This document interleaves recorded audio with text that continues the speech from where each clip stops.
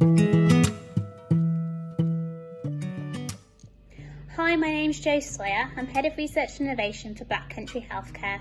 As part of Dementia Awareness Week, I'd like to introduce a video kindly taken by one of our patients and carers who took part in the GREAT-iP study. So the GREAT-iP study was a national study looking at the effectiveness of cognitive rehab therapy with people with dementia. So just a little bit about cognitive rehab therapy. It's about creating small and longer term goals around increasing people's independence when they have dementia.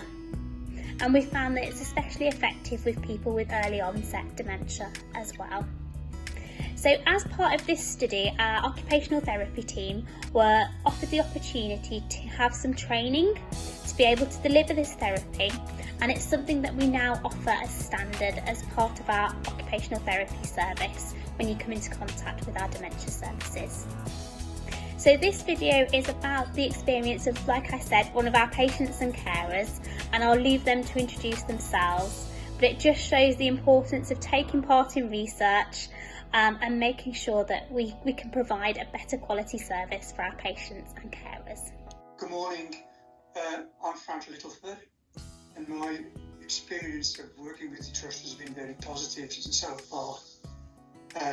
Much to my surprise, I was diagnosed with Alzheimer's in January 2020, and it came as something of a shock to me.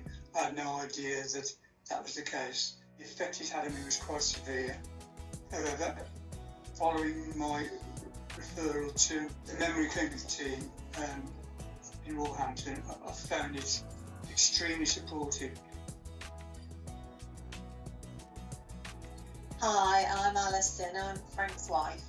We were having appointments with the GP because of Frank's increasing difficulty with his memory, and we were then referred to the memory clinic in Wolverhampton, and having seen a consultant psychiatrist there for several appointments, a diagnosis of mild Alzheimer's was made last year. Naturally that was devastating, but the whole team there have been very supportive, and we get quite a lot of involvement with them, which has been very helpful. I think it's helped me quite a lot to break down our concerns into simple steps, and things that I was finding difficult to do and to remember at that time been made significantly easier since my involvement with the staff there. My work with the OTs has been twofold, in that I've been working with Jill on specifics as far as the memory is concerned, and then working with Louise and Laura on the development of an allotment in Penn in Wolverhampton. And both sites have been extremely helpful. Overall, it's helping me to break down into simpler steps, things I was finding difficult to do and difficult to remember. So I've had a lot of support as far as they're concerned. Working with the occupational therapist every week has helped me to focus, to think, and I feel that I've gained a degree of control, I suppose, over some aspects of my day-to-day living as a result of working with them. For me, as partner and carer, it's building my confidence as well and reducing my worries, I suppose. The first goal that Frank set using cognitive rehab therapy was to remember to make sure his mobile phone's charged up, remember to check that it's not on silent, and remember to keep it in his pocket, because that was a problem. The battery was often flat or it was on silent. So if I or anybody in the family was trying to get hold of him and he didn't answer his phone, we would start to worry about what might have happened.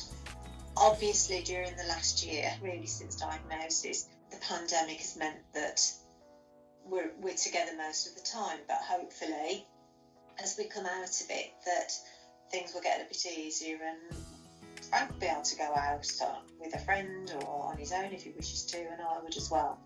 So it was really important that he got to grips with using his phone reasonably well.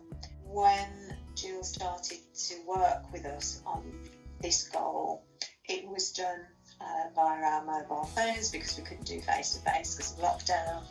But that wasn't a problem either because we could see Jill and she could see us. And so having a specific target and goal helps, I think, Frank to really focus and break down into simple steps the things that he needed to do to ensure that he got his phone with him and that it was charged up. One of the strategies was to have a mnemonic which was COP, C-O-P. So the C is for check your phone's charged, the O is check it's off silent, and the P is in your pockets. Our son is a police officer, so there's a photograph of him by the charger plug, and there's a photograph of him in his uniform as we go out the front door, which again is another reminder. So those kind of things have been really helpful, haven't they? Just to jog your memory, to make sure that you've got your phone with you. Yeah, absolutely. Yeah. And without them, I wouldn't have remembered. I needed something, some kind of spur to need to be reminded somehow what I was going to have to do to complete the task. And it worked well. And I think having a weekly meeting as well with homework was a good focus. We knew exactly when the meeting would take place, and we knew what we got to do in the days in between each meeting, each therapy session. Yeah. So it gave you an opportunity to practice, didn't it? It did, yeah. Yeah. Once or twice I forgot one of the things, but overall it worked. It got better and better and better, and I'm quite proficient in being able to check the phone, check the locks, and make sure the house is safe, and remember to charge my phone. I must be honest, when I found out what the diagnosis was, I was absolutely shattered. And up to a point, I still am now. I can't believe that I am like I am at the moment, and I know that it's not going to improve. So I've got to deal with it and come to terms with it and work at making it more comfortable.